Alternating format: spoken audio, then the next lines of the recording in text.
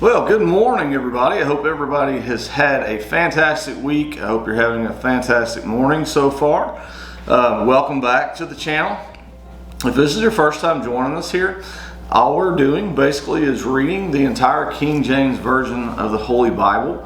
And we're beginning in the very first part of the book, which is Genesis chapter 1, which is the Old Testament. And we're literally reading a chapter a day until we're finished. It's probably going to take around 3 to 4 years roughly to complete this project. But this morning I was watching YouTube, and this video popped up that said, how much time do we have left? And I automatically clicked on it because let's face it, guys, we all know that we're living at the end of times, and of course nobody knows the day nor the hour, but God does say that we will know the seasons. And I always like to watch those types of videos because they're very interesting to me, and I like to see different people's takes on that particular subject.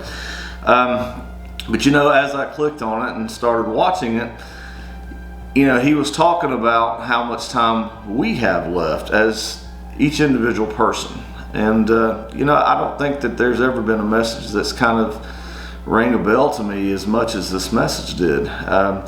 It started talking about how many years of our life, we spend sleeping, and how many years of our life we spend working, and, every different type of, thing throughout our life. It talked about how much, as far as statistics say how much time we spend doing those things. And it really meant a lot to me, guys. And we never know from one day to the next if we're even going to be here as our individual self. Our last 5 seconds could be the next 5 seconds we could die. So guys, it is very important how we spend our time on this earth. I really do believe that God has led me to read this Bible on YouTube, and it's just a little bit different take than what a lot of people do. That a lot of YouTube channels put out and an AI thing reading the Bible. To me, I just wanted to put a little bit more personal touch to it and me read it personally with you guys. So that brings me to this point. We're actually on Genesis chapter 8. And if you are the first time on this channel, please go back to the very first chapter and catch up with us. But all right, so we're going to begin reading with Genesis chapter 8 today. So if you have your Bibles, please get those out. If you choose not to, that's perfectly okay too. Some people just don't like to read, and that's okay. I'm one of those people. So, all right. So, like I said, we're going to begin reading in Genesis chapter 8 today. So let us go. All right. So, and God remembered Noah and every living thing, and all the cattle that was with him in the ark. And God made a wind to pass over the earth, and the waters assuaged. The fountains also of the deep and the windows of heaven were stopped, and the rain from heaven was restrained. And the waters returned from off the earth continually, and after the end of the 150 days, the waters were abated. And the ark rested in the 7th month, on the 17th day of the month, upon the mountains of Ararat. And the waters decreased continually until the 10th month, and in the 10th month, on the first day of the month, were the tops of the mountains seen. And it came to pass at the end of the 40 days that Noah opened the window of the ark which he had made, and he sent forth a raven, which went forth to and fro until the waters were dried up from off the earth.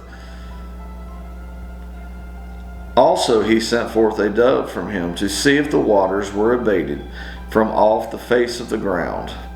But the dove found no rest for the sole of her foot, and she returned unto him into the ark, for the waters were on the face of the whole earth.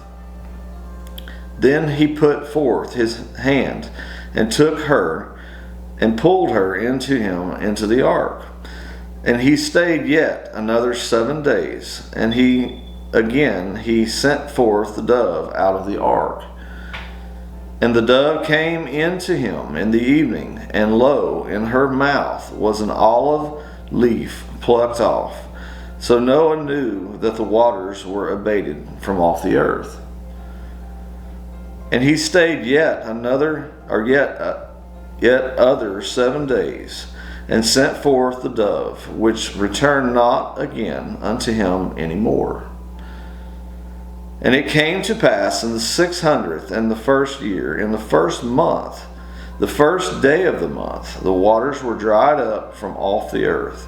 And Noah removed the covering off the ark, and looked, and behold, the face of the ground was dry. And the second month, on the 7th and 20th day of the month, was the earth dried. And God spake unto Noah, saying, Go forth of the ark, thou and thy wife, and thy sons' wives with thee. Bring forth with thee every living thing that is with thee, of all flesh, both of fowl and of cattle, and of every creeping thing that creepeth upon the earth, that they may breed abundantly in the earth, and be fruitful, and multiply upon the earth.